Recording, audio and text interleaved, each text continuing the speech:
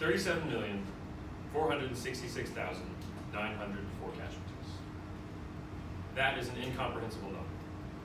Most of us would rather not think of one person dying, especially someone close to us. But in the First World War, millions died. More people than any of us have ever met or even seen in our lives perished in this conflict. But what caused World War I? And who was involved? What happened? And what were the lasting effects on the years to come? These are the questions I hope to answer in my speech on the First World War. First of all, why? What were the causes?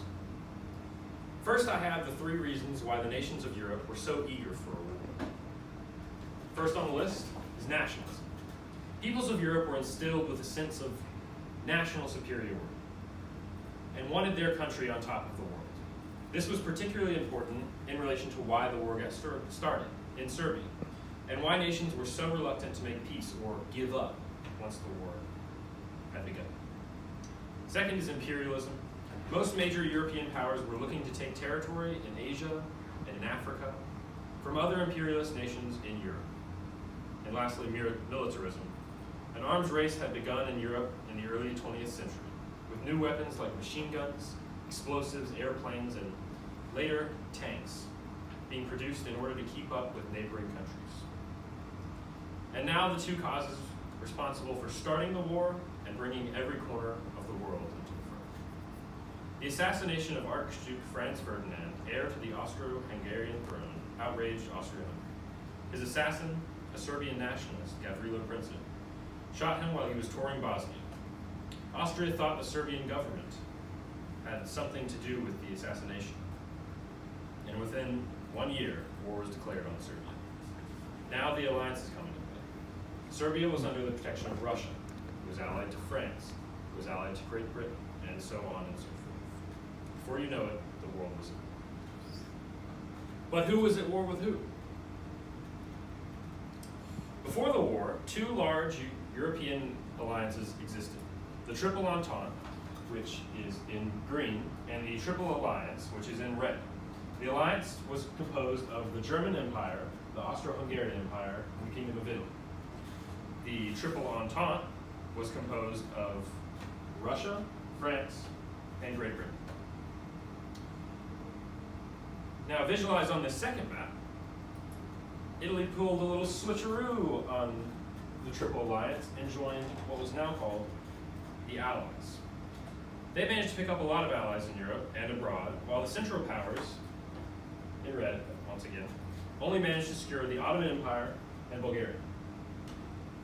Looking at this third map of all the participants, it's not that surprising to note that the Central Powers eventually lost. And now, in chronological order, what happened?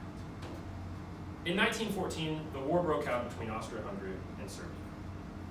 Russia declared war on Austria-Hungary, Germany declared war on Belgium to get to France, and the United States declared its neutrality. An event called the Christmas Truce was also observed on the Western Front, where troops fighting between France and Germany stopped fighting on Christmas Day and talked with one another, played soccer, and even exchanged some gifts. Between 1914 and 1917, World War I is composed of grueling trench warfare without much development, very little loss and gain on both sides. In mid-1917, the United States finally decides to join the war on the side of the Allies for reasons including the sinking of the Lusitania by Germany, which carried American passengers. In late 1917, the Bolsheviks seized power and crippled Russia, and in early 1918, Russia drops out. However, the German Empire is very weak and starved of its resources. After a few German offenses, the Allies start pushing the Germans back. Bulgaria capitulates, the Ottoman Empire capitulates, Austria-Hungary capitulates, and then on November 11th, 1918, Germany surrenders, and World War I is over. But the results speak for themselves. Millions of deaths, more wounded, whole nations crippled, generations wiped out. The Allies are unsatisfied winners. The Germans are bitter losers who shift blame on minority groups within Germany who feel cheated by their allies and look to exact revenge on Europe in years to come.